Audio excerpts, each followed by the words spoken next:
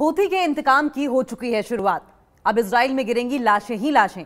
Houthi का deadly operation आया सामने। बैलिस्टिक मिसाइलों से की हमलों की शुरुआत। हाइफा पोर्ट की उड़ाई धज्जियां। प्रधानमंत्री की मौत का लिया बदला। मौत का खेल लंबा चलने का बड़ा दावा। इजराइल की सिट्टी पिट्टी गुम। हूथी की अगली चाल और अब इजराइल बेहाल। अब मौत का बदला मौत, खून का बदला खून। अब छिपते फिर रहे इजरायली नागरिक। बंकरों की भी पड़ी कमी और इस बार हमला करके गलत जगह फंस गया इजराइल। हूथी के पास है घर में घुसकर मारने वाला हथियार। हूथी विद्रोहियों ने की हवाई नाकेबंदी। मिसाइल इजराइल की रक्षा को चीर गई। पैलेस्टाइन 2 बैलिस्टिक मिसाइल से इजराइल दहल गया है। हूथियों ने हाइफा पोर्ट को अब निशाना बनाया है। रेड सी में हूथी विद्रोहियों ने इजराइल से जुड़े जहाज पर जबरदस्त अटैक किया है और उसके बाद अब जमकर हड़कंप मचा हुआ है। इजराइल ने पिछले दिनों यमन की राजधानी सना पर भीषण बमबारी करके हूथी ग्रुप के प्रधानमंत्री समेत कैबिनेट के कई बड़े मंत्रियों की हत्या कर दी थी। और इस हमले के बाद हूथी ग्रुप इजराइल पर लगातार एक के बाद एक बड़े बड़े अटैक कर रहा है, बड़े बड़े हमले कर रहा है। बीते बुधवार की अगर बात करें तो हूथी ग्रुप ने इजराइल पर बैलिस्टिक मिसाइल और ड्रोन से अटैक किया। हूथी ग्रुप ने दावा किया कि उनका हमला कामयाब रहा और टारगेट को उन्होंने अचीव कर लिया, यानी कि जो उन्होंने टारगेट किया था, जिस चीज को उन्हें नेस्तनाबूद करना था, हूथियों ने न सिर्फ उसे टारगेट किया बल्कि अपना टारगेट अचीव भी कर लिया। अपने टारगेट को अचीव करने में कामयाब भी रहे। दरअसल बीते बुधवार की अगर बात करें तो यमन के हूथी ग्रुप ने इजरायली कब्जे वाले अल-कुद्स शहर और हाइफा बंदरगाह स्थित संवेदनशील ठिकानों को निशाना बनाया।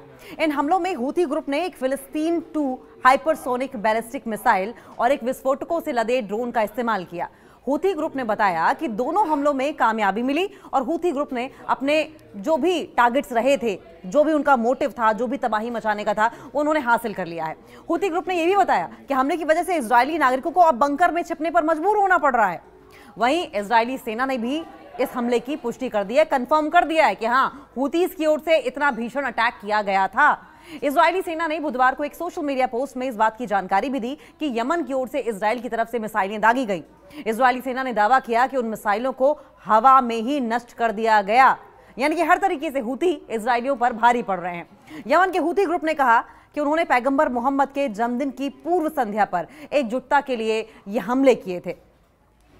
मोहम्मद ने उत्पीड़ित करने वालों के खिलाफ खड़े होने और उनके प्रतिनिष्ठा को अस्वीकार करने की शिक्षाएं दी हैं और इस बात का जिक्र करते हुए हूथियों ने मोहम्मद की तारीफ की और खुद को मोहम्मद का रिप्रेजेंटेटिव बताकर इजरायलियों पर हमला करते हुए नजर आए और लोगों के बीच इस तरह का संदेश देते हुए नजर आए कि जैसे हम उनके अनुयायी हैं और हम उनके रास्ते पर चलते हैं। आखिर में हूथी ग्रुप ने फिलिस्तीनी जनता के प्रति अपनी प्रतिबद्धता को दोहराया, अपनी सॉलिडारिटी को दोहराते हुए कहा कि हूथी ग्रुप तब तक हमले जारी रखेगा जब तक कि इजरायली सेना गजा में नरसंहार को, मैसेकर को, कार्नेज को खत्म नहीं कर देती। देखिए, रेड सी की अगर बात करें तो लाल सागर में हूथी विद्रोहियों ने इजराइल से जुड़े जहाज पर अटैक किया था, जिसके बाद हड़कंप मच गया था। यमन के हूथी विद्रोहियों ने उत्तरी लाल सागर में एक जहाज पर अटैक करने का दावा किया है। हूथी सैन्य प्रवक्ता यहया सरिया ने अपने बयान में कहा कि उनकी ड्रोन और मिसाइल यूनिट ने सशक्त ऑपरेशन के तहत MSC-AB नामक जहाज को निशाना बनाया था। हूथी संगठन का इल्जाम यह है कि यह जहाज इजराइल से जुड़ा हुआ था और वेस्ट बैंक के बंदरगाहों में एंट्री पर लगाए गए सैंक्शंस का, प्रतिबंध का उल्लंघन कर रहा था। देखिए, प्रवक्ता जो दावा कर रहे हैं उसके मुताबिक इस हमले में 2 ड्रोन और एक क्रूज मिसाइल का इस्तेमाल किया गया। उन्होंने दावा किया कि जहाज को सीधे तौर पर निशाना बनाया गया है और हमला पूरी तरीके से सफल रहा है। हालांकि अब तक अंतर्राष्ट्रीय समुद्री एजेंसियों या स्वतंत्र स्रोतों से इस हमले की पुष्टि नहीं हुई है।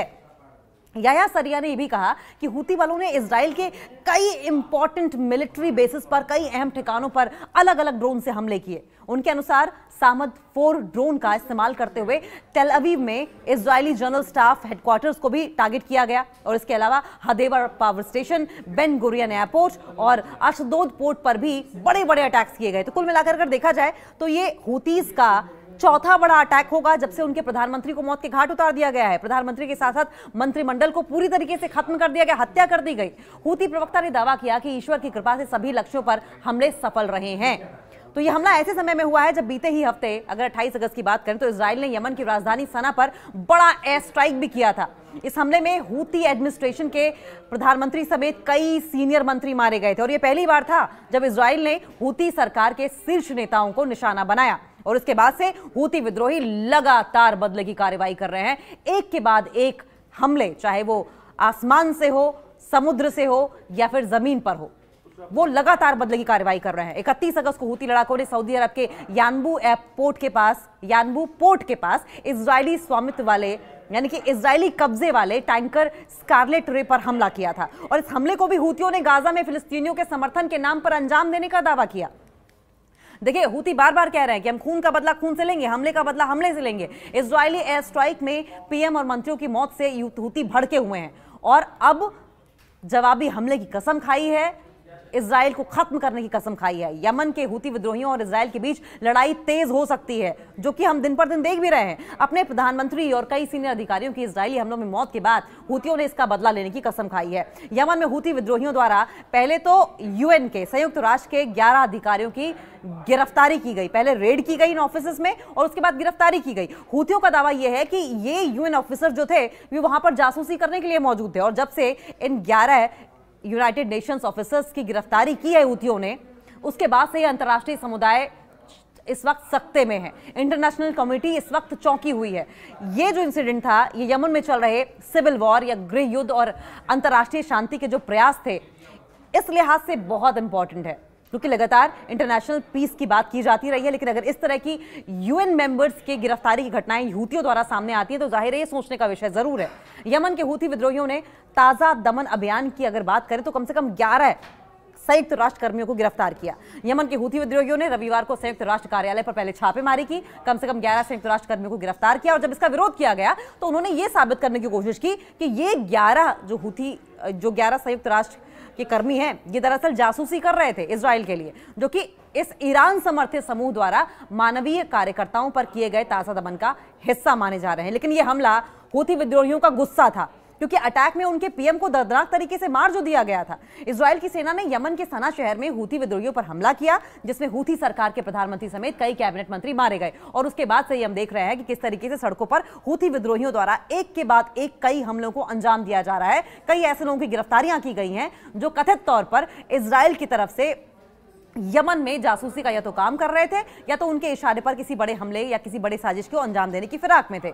हमले में हूती सरकार के पूरे प्रशासन का सफाया हो गया था। वहीं नए कार्यवाहक प्रधानमंत्री को जरूर नियुक्त कर दिया गया है, लेकिन हूती क्योंकि कसम खा चुका है कि हम प्रधानमंत्री की मौत का बदला मौतों से ही लेंगे, खून का बदला खून गिराकर ही लेंगे, इसलिए हम देख रहे हैं कि एक के बाद एक ये चौथा बड़ा हमला था जो अंजाम दिया गया है। यमन के हूती विद्रोहियों ने इजराइल से बदला लेने की कसम खाई है। इजरायली हवाई हमलों में अपने प्रधानमंत्री अहमद अल रहावी और कई वरिष्ठ नेताओं की हत्या के बाद हूतियों की ओर से बयान जारी करते हुए कहा गया कि हूतियों ने पहले तो देखिए ये कहा कि वे अपने नेताओं की मौत को याद रखेगा, इन मौतों का हिसाब इजराइल से जरूर चुकता किया जाएगा।